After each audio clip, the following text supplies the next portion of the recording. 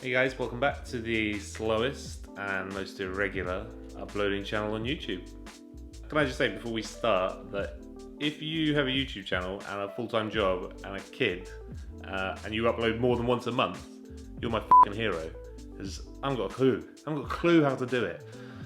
I'm just uploading whenever I can at the moment, but there's no regular schedule whatsoever. So if you have any tips, please let me know. Today we are making scones. I was asked the other day what my sort of first food memory was, and it has to be, I had to think about it for a while, but it has to be my grandma's scones.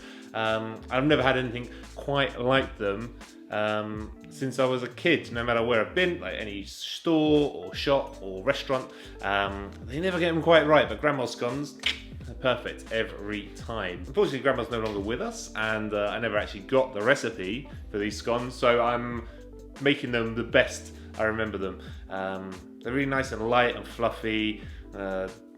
Packed full of sultanas. I always like extra. I don't think there's ever enough sultanas in these any scone recipes that I see.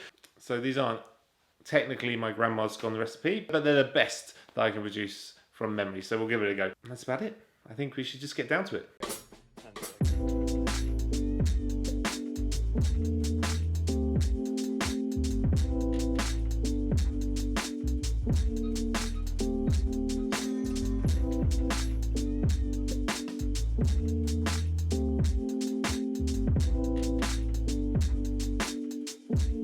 Okay, let's get on with the scones. So for this scone recipe, you are going to need 375 grams of plain flour, 70 grams of caster sugar, 23 grams of baking powder, 60 grams of unsalted butter, 115 grams of buttermilk, 1 egg yolk, and 115 grams of sultanas. Okay, first step, we're going to have to sift the flour and the baking powder straight into a large bowl. Once they're sifted, add the sugar, salt and butter to the bowl, and then using your hands, begin to rub the butter into the dry ingredients until the mixture resembles fine breadcrumbs. Add the egg and egg yolk to the buttermilk and beat together. Add to the dry ingredients and mix everything gently until the mixture just starts to come together. Then add the sultanas and continue to mix until fully incorporated, using your hands to work the mixture into a nice smooth dough. If necessary, remove the dough from the bowl and finish working it on your pastry board. Lightly flour the scone dough and roll to about 1 inch thick. Now don't roll this out too thin, I can't stress this enough. Then using a circle cutter, stamp out 8 scones, making sure to cut the cleanest edges you can to ensure a good rise. Place on a baking sheet lined with greasy paper, bottom side up, as this will give you the smoothest top you can get.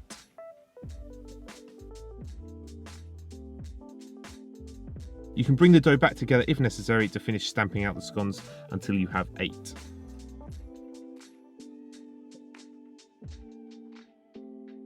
Brush the top of the scones with some egg wash and leave to rest for about 10 minutes to allow the baking powder to get to work and puff up these scones so they're really light and fluffy.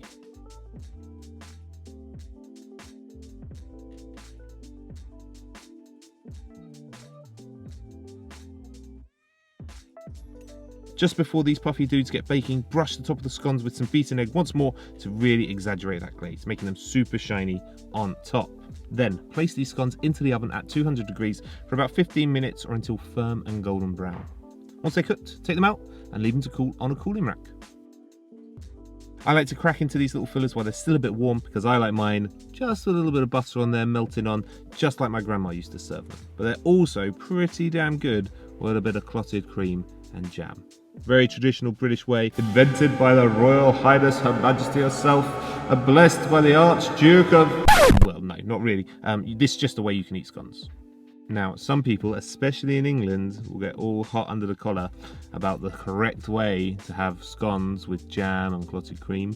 Is it cream first? Is it jam first? Yes, that is really an argument that happens here in England. To be honest, I couldn't really give a shit because it's delicious either way.